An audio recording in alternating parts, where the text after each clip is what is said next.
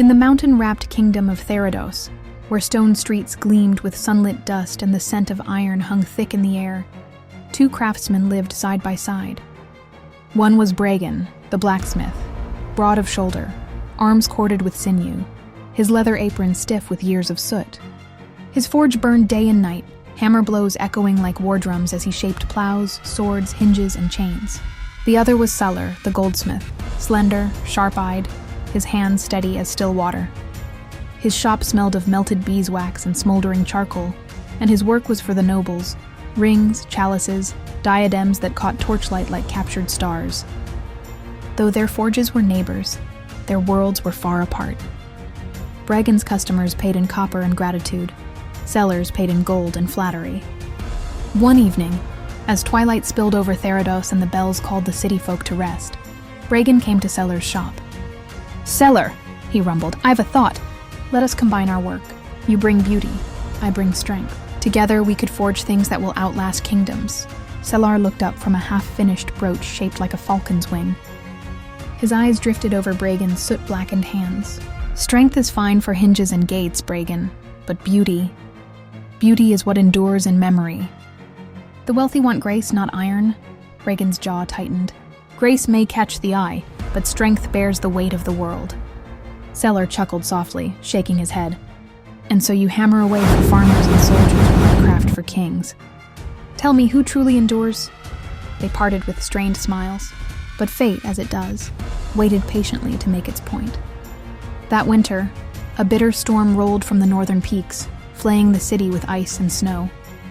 The wind roared like 1,000 wolves. Roofs creaked under the weight of frost. The river froze to glass. Then came the quake. It began as a tremor, a shiver through the flagstones. Then the earth groaned, and the city shook. The king's palace, high on the cliffside, splintered. Great beams cracked, walls swayed. In the chaos, the royal treasury, Sellar's proudest domain, was threatened. Chests of jewels slid across the floor. Ornate gold locks, delicate as spiderwebs, snapped like reeds. Seller was there, trying to gather what he could, when the heavy bronze gates of the treasury shuddered on their hinges. They would not close, panic spread. It was Bragan, summoned in desperation, who came with hammer and rivets. His coat was dusted with snow, his breath steaming in the cold air. He saw the ruined hinges, the cracked frame, the shattered locks. With a grunt, he set to work, reforging the gate in the middle of the storm. Sparks flew in the dimness, each one a defiance of the biting cold. Hours passed. At last, the gate stood firm again, ugly, crude, but strong enough to hold back thieves and the raging wind alike. The gold pieces within glittered faintly behind the bars. Seller stood beside Bragan, shivering. His fine robes were torn, his fingers blistered from trying to move the fallen chests. "Your iron held," he said at last, voice low. "My gold could not." Bragan nodded, wiping soot from his brow. "Gold shines, Seller, but it bends. Iron does not need to shine to endure."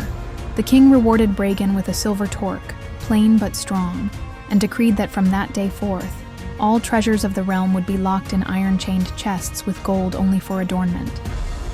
Seller, humbled, asked Bragan to teach him the craft of the anvil. And in time, the two did combine their skills, not for luxury alone, nor for utility alone, but for both. The years turned, and Tharados grew prosperous. Travelers came from distant lands to see the gates, goblets and circlets wrought by the hands of both men, strong as mountain roots, fair as sunrise. And in the city's heart, an inscription was carved into the market square. "Beauty without strength is a candle in the wind. Strength without beauty is a stone in the dark. Together, they endure."